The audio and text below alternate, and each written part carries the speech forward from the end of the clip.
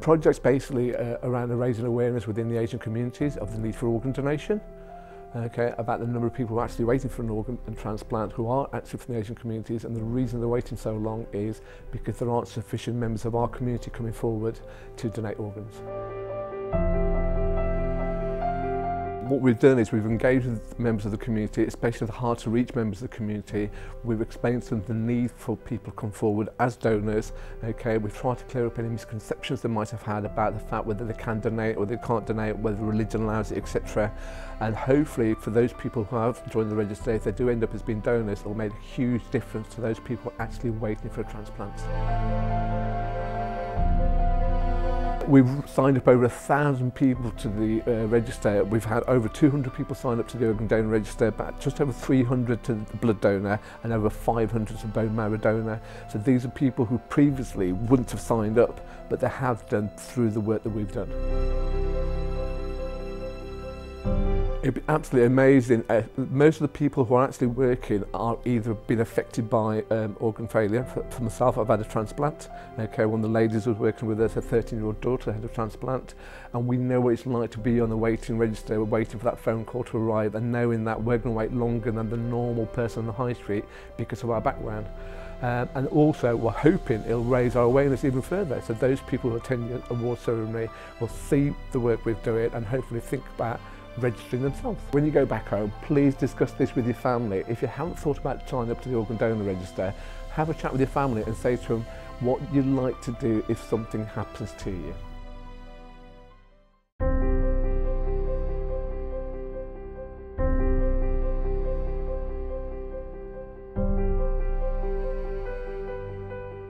Ideal for All is a user-led organisation with over 3,200 members. The project that's been put forward really is it's about all our self-help groups that have been set up mainly at the request of members.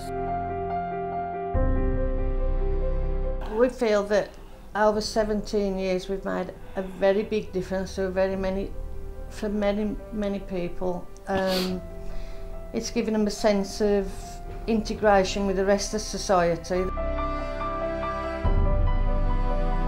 We could go on forever about the successes, but the fact that there's 3,200 members, the fact that it's user-led, the fact that people, are crying out for it, they will still make the phone call, it's still used widely. There is so many clubs, there's so many crafts, there's so much going on within Ideal for All for a small band that it really is in comparison. It's about equality and diversity, it's about social cohesion, and Ideal for All give people the chance to do that. And when I first started to chair the youth group many years ago, there were only a few members. Now, I believe, there are 30 or 40. If Ideal for All hadn't given or hadn't been able to grow that, there would have been so few members that now are being able to grow their chances in life. The members who help set up and organise and run the different groups that we have got, the sense of recognition, for them to be recognised would make them feel that, yeah, finally I'm being recognised by the rest of society, that I can make a contribution.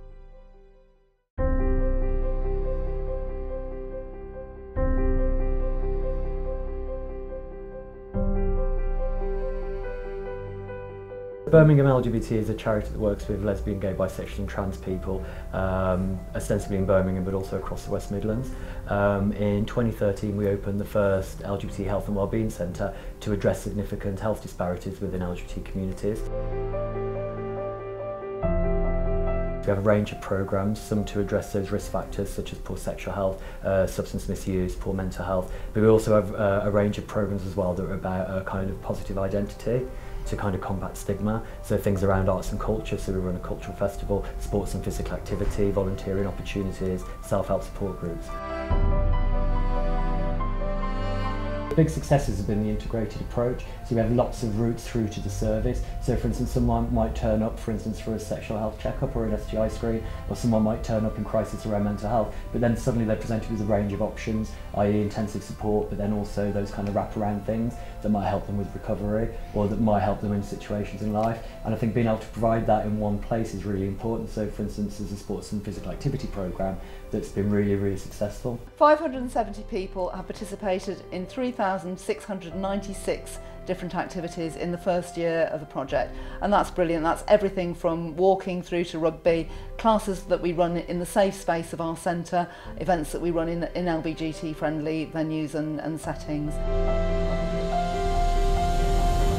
It's always nice to be acknowledged for the work that you do, particularly as the staff that at the Birmingham LGBT are very dedicated, and we're very passionate about what we do. It brings awareness to a wider community of the importance of the work that we do within the centre.